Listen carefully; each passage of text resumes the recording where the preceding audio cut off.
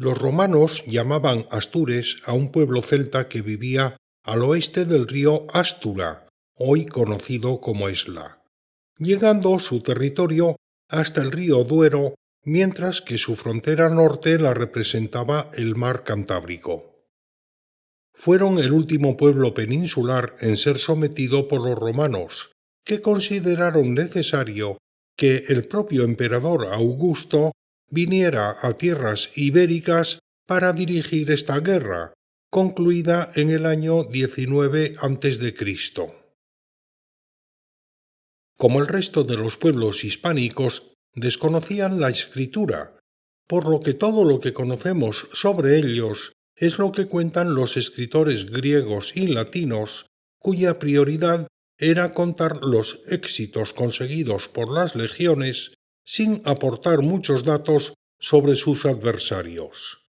Por eso, no es de extrañar que muchos de los aspectos de su organización social y territorial sean mal conocidos por nosotros. Existen dos leyendas sobre su origen. La primera, divulgada por un cónsul romano del siglo I llamado Silvio Itálico, según la cual los astures serían descendientes del auriga del rey etíope Nemón, que, tras la guerra de Troya, se habría trasladado a este territorio.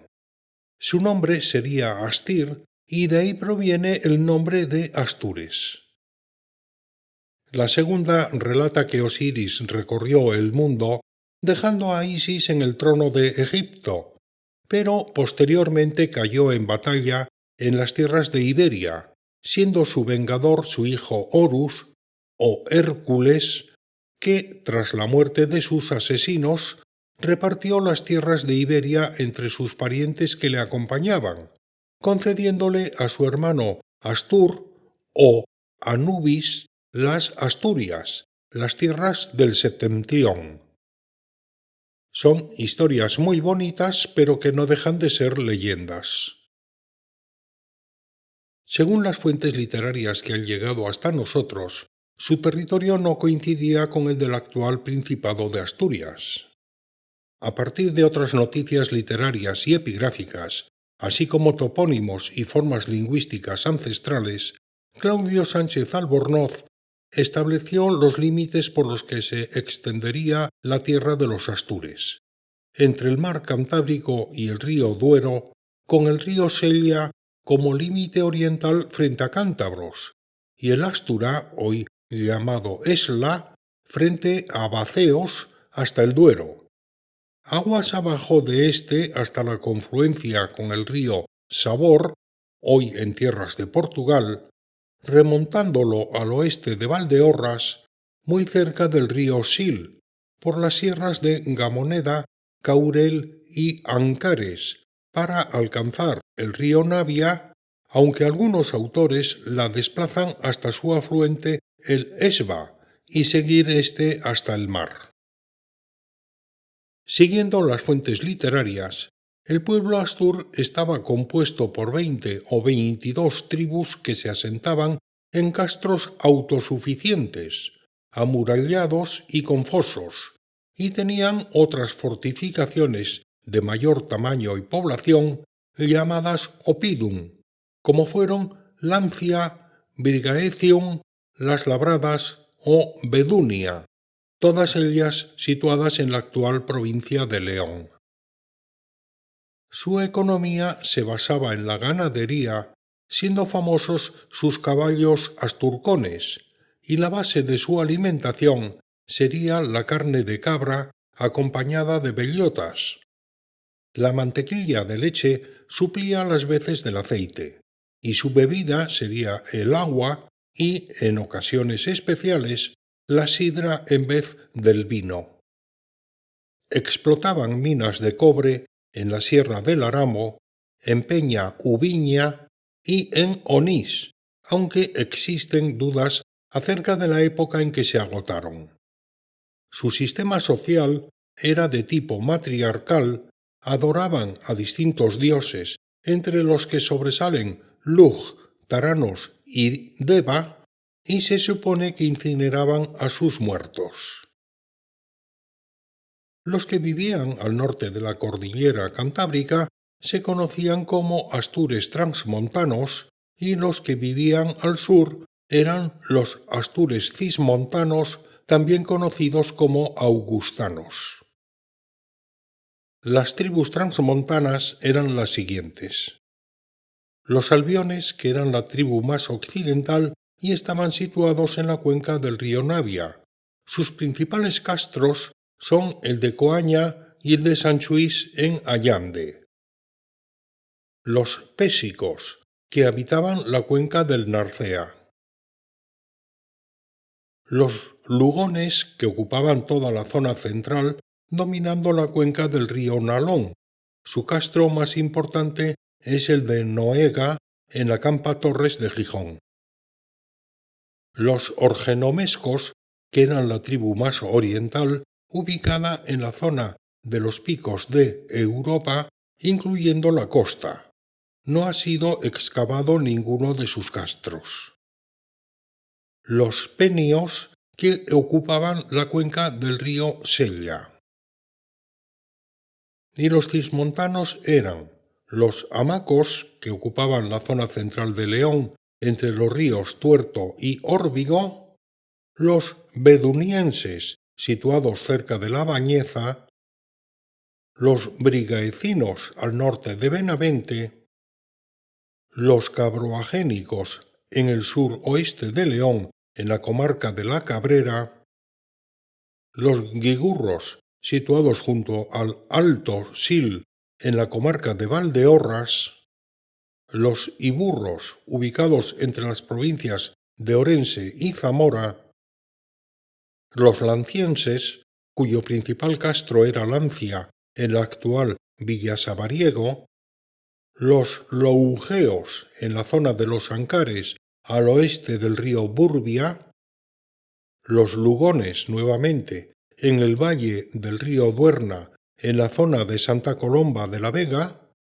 los orniacos, que ocupaban la cuenca del río Duerna al sur de Astorga,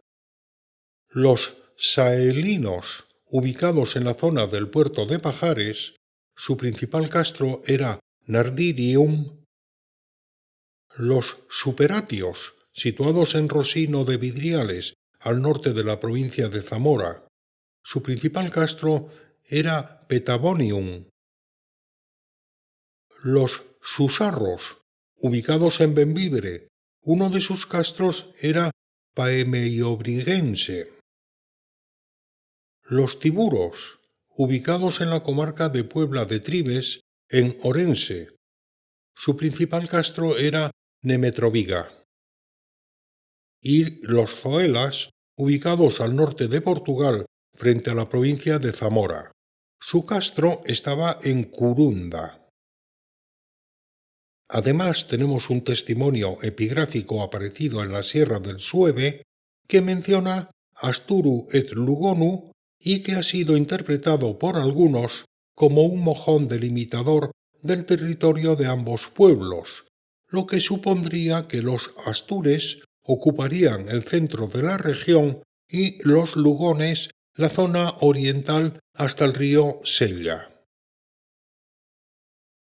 El rasgo más común a todos los pueblos prerromanos del noroeste peninsular fue la ocupación del espacio a partir de pequeños asentamientos en lo alto de cerros, rodeados de fosos y murallas a modo de aldeas fortificadas conocidos como castros, con un modelo de organización y ocupación del territorio autosuficiente en la explotación de los recursos agropecuarios y con una fuerte cohesión interna. Esta independencia territorial, sin embargo, no implica un total aislamiento, como evidencia el enfrentamiento colectivo a la conquista romana, que comienza probablemente en el año 26 a.C., cuando la Legión Décima Gémina, que estaba acantonada en Santibáñez de Vidriales, actual municipio de la provincia de Zamora, inicia una campaña para conquistar el yacimiento de oro situado en las Médulas, internándose en el territorio de los astures,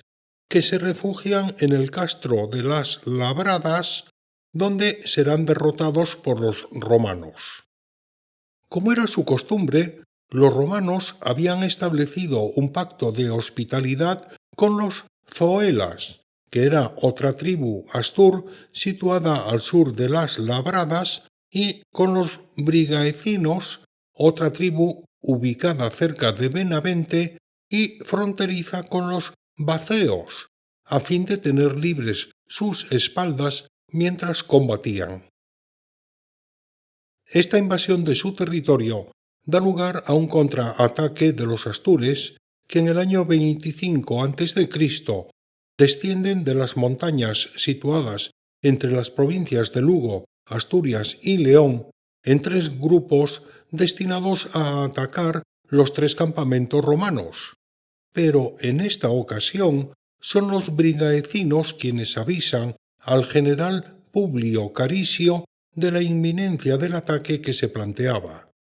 lo que dio a éste ocasión para tomar la iniciativa y derrotar a los astures que se refugiaron en el Oppidum de Lancia, muy cerca de la actual población de Mansilla de las Mulas, donde fueron nuevamente derrotados, lo que permite al emperador Augusto considerar concluida la guerra y volver a Roma. En el 15 a.C., este emperador proclama un edicto que conocemos como el Bronce de Bembibre, en el que se concede inmunidad perpetua a los brigaecinos y ordena que posean sin discusión las tierras en los mismos límites que poseían en el 22 a.C., y viniendo a conceder una especie de alianza entre los romanos y los brigaecinos,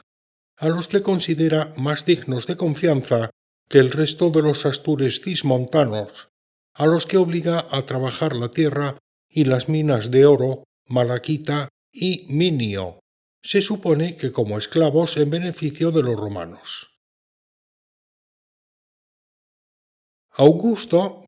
por miedo a la protección que les pueden ofrecer sus refugios en las alturas, ordena que los indígenas se establezcan en el llano, donde se celebraría la asamblea de la tribu, mientras que se crean nuevos castros a los que se dotaría de una cierta capacidad administrativa, dejándoles vivir bajo sus anteriores códigos tribales y dedicados a la explotación de las minas de oro situadas entre los galaicos y los transmontanos.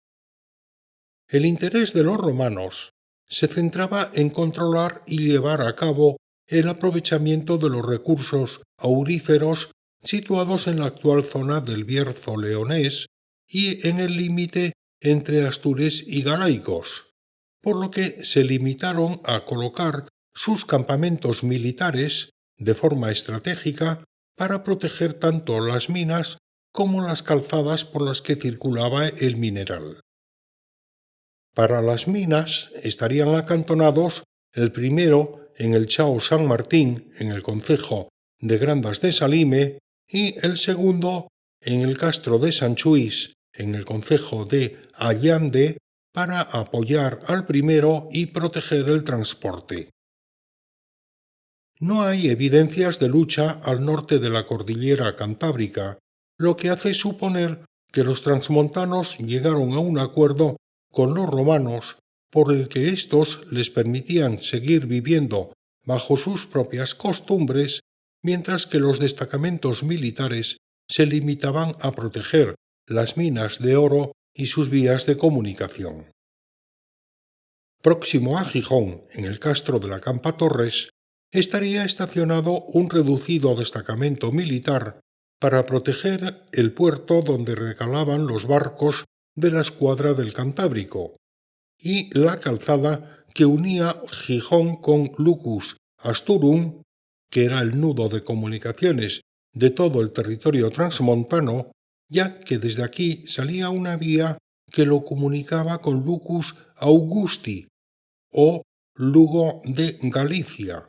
que estaría custodiada por el destacamento situado en el castro Sanchuís, en Allande, y otra hasta Astorga. Esta segunda calzada estaría protegida en el otro extremo por el núcleo de la legión, mientras que una tercera vía la comunicaría con Cantabria sin que conozcamos el emplazamiento que la protegía. Este conjunto de recintos ejercería una actividad de control sin necesidad de desplazarse en gran número ni de manera continuada por toda la zona, por la sencilla razón de que a los romanos les interesaba únicamente las áreas estratégicas y las zonas susceptibles de ser aprovechadas desde el punto de vista económico.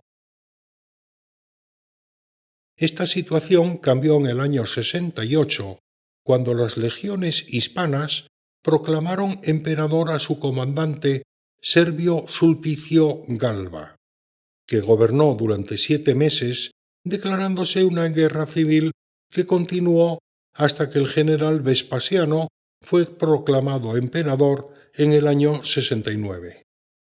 Comenzaba la dinastía Flavia de emperadores romanos,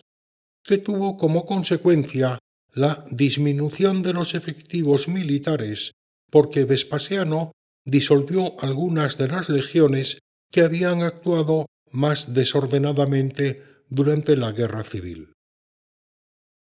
Es el momento en el que la zona central de la región registra una intensa ocupación agropecuaria en torno al enclave portuario de Gijón, con la creación de un amplio abanico de villas y otros pequeños asentamientos rurales distribuidos radialmente desde el puerto y que explotaron intensamente los espacios de la rasa costera y los valles prelitorales, así como la intensificación de la actividad minera.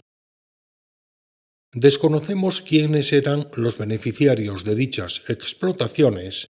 que pudieran ser los soldados romanos licenciados por Vespasiano,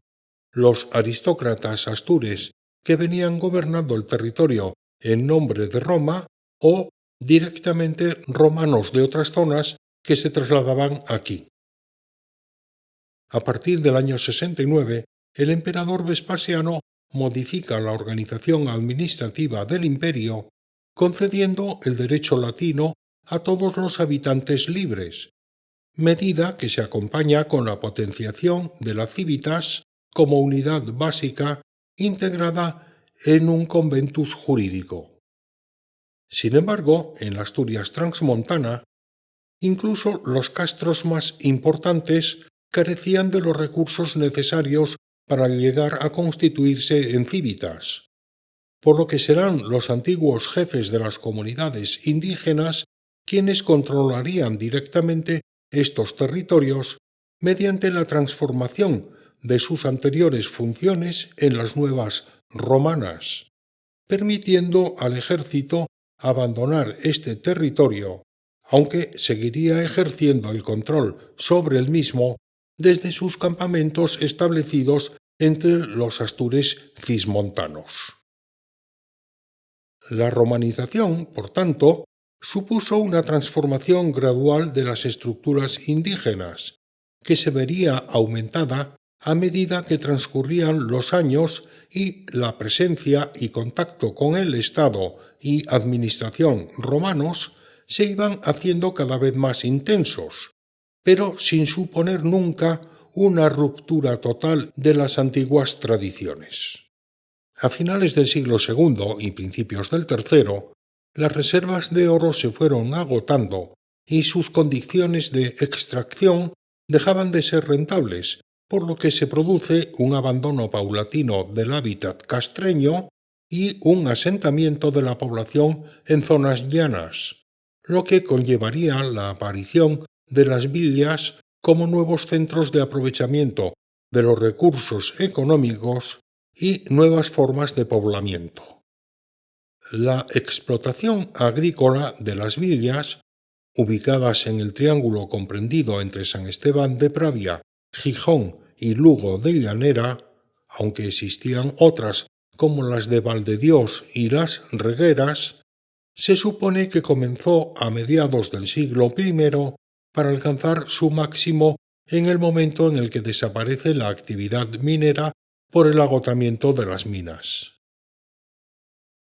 Entre los núcleos semiurbanos, los escritores grecolatinos mencionan a Flavio Navia y Lucus Asturum. A ellos habría que añadir el ya mencionado asentamiento de la Campa Torres, que se identifica con el Oppidum Noega. Como hemos dicho, ninguno de esos núcleos llegaría a alcanzar la categoría de civitatis, honor que se llevará Astorga en el territorio cismontano, por lo que sus habitantes serán más civilizados o, si se quiere, más romanizados. De hecho, el asentamiento de la Campa Torres parece que se abandona pacíficamente a mediados del siglo II de nuestra era, adquiriendo protagonismo la península de Santa Catalina, en el actual barrio de Cima de Villa, y que dio origen a la actual ciudad de Gijón. A este respecto, César García de Castro Valdés, doctor en Historia por la Universidad de Oviedo, opina que no llegó a ser una civitatis porque en ella no aparece ninguno de los elementos que definen un núcleo urbano romano. En efecto, no ha habido nunca una red viaria ortogonal, jerarquizada y planificada, no se han identificado nunca pavimentos empedrados de los viales públicos, ni red de alcantarillado ni de suministro de agua potable, si se exceptúa el canal de alimentación de una fábrica de salazones. Por lo que actualmente se opina que era un destacado punto de atraque en la ruta comercial de cabotaje del Cantábrico, nexo de unión entre Lusitania y Aquitania, situado estratégicamente en el extremo septentrional de la Vía de la Plata. Núcleo alrededor del cual surgieron una serie de establecimientos rurales llamados villas dedicados a la explotación agropecuaria. Tras el asesinato de Alejandro Severo en el año 235, Roma se sumerge en la anarquía y no se recupera hasta que Diocleciano es proclamado emperador en el 284. Es durante esos 50 años cuando se producen las primeras persecuciones de los cristianos con los emperadores Decio, Valerio y el propio Diocleciano. En el 312 se produce una nueva guerra civil que termina con la proclamación de Constantino el Grande como emperador, y en el 355 el César Juliano tuvo que hacer frente a una invasión de la Galia por parte de los francos y los alamanes. En algún momento indeterminado de este periodo, el cerro de Santa Catalina en Gijón refuerza sus defensas añadiendo una nueva muralla con una puerta monumental e instala en su interior una pesquería o fábrica de salazones. León, por su parte, comienza a levantar una muralla de gran potencia y tanto las villas como los castros que habían quedado abandonados se dotan de castillos o de torres de vigilancia, a la vez que reclutan unos ejércitos privados cuya función sería la defensa de las fincas de los latifundistas. Aunque el testimonio cristiano más antiguo en la Transmontana lo ofrece la lápida fundacional de la iglesia de San Martín de Argüelles en el municipio de Siero, que fija la fecha en el 583, se supone la existencia de capillas en las villas, que indicarían la introducción de las primeras corrientes del cristianismo. Cuando en el año 411 los pueblos germánicos invaden la península, los vándalos ocupan el territorio galaico hasta el río Navia, hasta que son desalojados en el año 420 por los suevos, que en el 572 vencerán a los pésicos ocupando su territorio, con lo que la línea fronteriza queda situada en el río Narcea. En el sur de la cordillera, los astures cismontanos mantendrán su independencia con el nombre de Reino de Savaria hasta ser derrotados en el 573 por el visigodo Leovigildo. Tras la victoria sobre los suevos, los visigodos ocuparán el territorio de estos hasta el río Narcea, pero no hay ninguna evidencia de que hayan conquistado más territorio. Frente a los testimonios literarios, arqueológicos y epigráficos sobre la presencia romana en la Asturias transmontana, la huella de la dominación visigoda es mucho más débil y, sobre todo, controvertida, limitada espacialmente al territorio de los pésicos, donde se afirma que Sisebuto emitió moneda. Esto abona la idea de que, desarticulado el aparato estatal romano con la invasión de los vándalos, los ricos terratenientes astur romanos, que no indígenas sin romanizar, dispondrían de una mayor autonomía para el control de sus dominios al margen del estado visigodo, que precisamente por ello dirige contra la región sucesivas campañas de sumisión política, al parecer fallidas por lo reiteradas. Es una situación que va reforzando la posición de unos señores que no se manifestará claramente hasta la derrota del reino godo. De hecho, existe un lugar llamado La Carisa, nombre relacionado con Publio Carisio, el general romano vencedor de los astures, que ha sido considerado hasta época muy reciente el lugar en el que los astures hicieron frente a la invasión romana o, alternativamente, a la musulmana. Sin embargo, la datación con radiocarbono de los restos arqueológicos sitúa la construcción de su muralla entre los años 650 y 710,